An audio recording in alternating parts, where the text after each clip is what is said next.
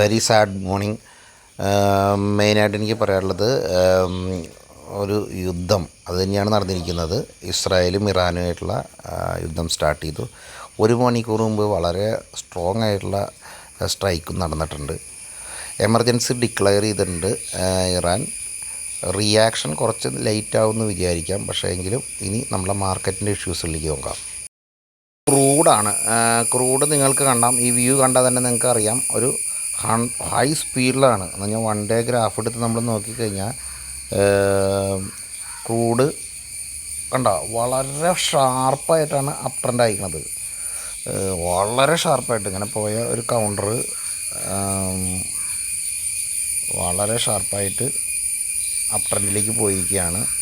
അപ്പോൾ എനിക്ക് തോന്നുന്നു ഈ ഒരു മൂവ്മെൻറ്റ്, ഇവിടെ നിന്നുള്ള ഈ മൂവ്മെൻറ്റ് ഇത്രയും ഷാർപ്പായിട്ടും പോകുമ്പോൾ സ്വാഭാവികമായിട്ട് ഇത് നിങ്ങൾക്കറിയാം വേൾഡിന് മാർക്കറ്റിനെ മുഴുവൻ ഫുൾ മാർക്കറ്റിനെ ഇത് പ്രശ്നത്തിലാക്കും.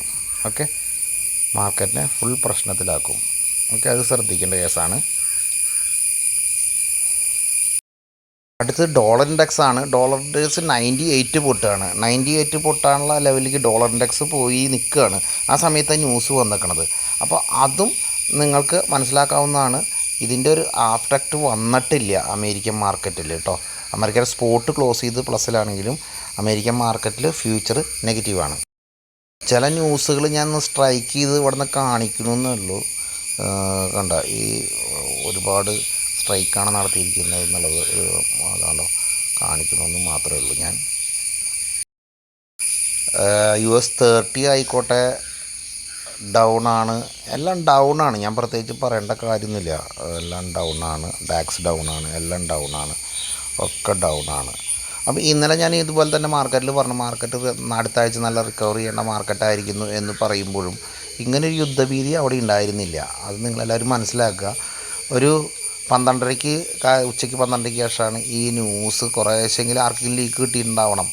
അതുകൊണ്ടായിരിക്കാം മാർക്കറ്റിൽ ക്രാഷ് വീണത്. അടുത്ത് ഗിഫ്റ്റ് നിഫ്റ്റിയാണ്. ഗിഫ്റ്റ് നിഫ്റ്റി ഏകദേശം ഇപ്പം തന്നെ 250 പോയിൻ്റ് എന്ന് പറയുമ്പോൾ ഇവിടുന്ന് ഒരു 350 പോയിൻ്റെങ്കിലും മുകളിൽ ഓപ്പൺ ആവാനുള്ള സാധ്യത വളരെ കൂടുതലാണ്. ഓൾറെഡി നെഗറ്റീവ് ക്ലോസ് ചെയ്ത മാർക്കറ്റ് ആയതുകൊണ്ടും FIS ഒരു 12,000 കോടിയുടെ അടുത്ത് സെല്ലുമാണ്. ഗോൾഡ് ഫ്യൂച്ചർ, ഇതിൻ്റെ പേരിൽ ഗോൾഡ് ഫ്യൂച്ചർ അപ് ട്രെൻഡ് ആയിരിക്കുകയാണ്. അപ്പോൾ ഗോൾഡിൽ ബൈ ചെയ്യാവുന്ന അവസരങ്ങളായിട്ട് മാറിയിരിക്കുന്നു. അതുപോലെ ക്രൂഡിലും ബൈ ചെയ്യുന്ന അവസരങ്ങളായിരിക്കുന്നു. അപ്പോൾ ഇതിൽ രണ്ടിലും റിസ്ക്കുള്ള സെക്ഷനിലേക്കാണ് പോകുന്നത്. എങ്കിൽ തന്നെ ഈ സെക്ടറാണ് അപ് ട്രെൻഡ് വരുന്നത്. അപ്പോൾ MCXലാണ് ഇതൊക്കെ ഉള്ളത്.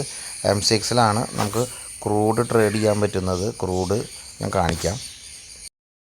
ഗോൾഡ് ഗുനിയ ഇന്നലെ മൈനസ് ആയിരുന്നു എങ്കിൽ ഇന്നത് കാലത്ത് തന്നെ മാർക്കറ്റ് ഓപ്പൺ ചെയ്യുമ്പോൾ പ്ലസ് ആയിരിക്കും. അപ്പോൾ ഇവിടെ നിങ്ങൾക്കൊരു നല്ലൊരു ബൈ ഉണ്ട് എന്നുള്ളത് ശ്രദ്ധിക്കുക.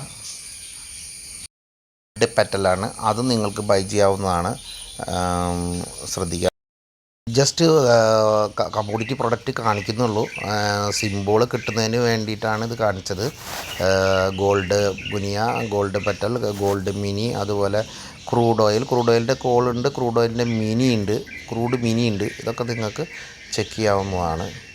ഓക്കെ, അപ്പം മാർക്കറ്റിൽ ബേസിക്കലി നമുക്കറിയാം മാർക്കറ്റിൽ ഈ ന്യൂസ് വന്നത്. ഇനി അടുത്തത് എന്താണെന്ന് ആർക്കും അറിയില്ല. ഇറാന് പെട്ടെന്ന് കിട്ടിയൊരു ഇഷ്യൂ ആയതുകൊണ്ട് തന്നെ ചിലപ്പോൾ അവർ കുറച്ച് ടൈം എടുത്തിട്ടാവട്ടോ ഫൈറ്റ് ചെയ്യാൻ പോകുന്നത്. അപ്പോൾ ഫൈറ്റ് ചെയ്യില്ല.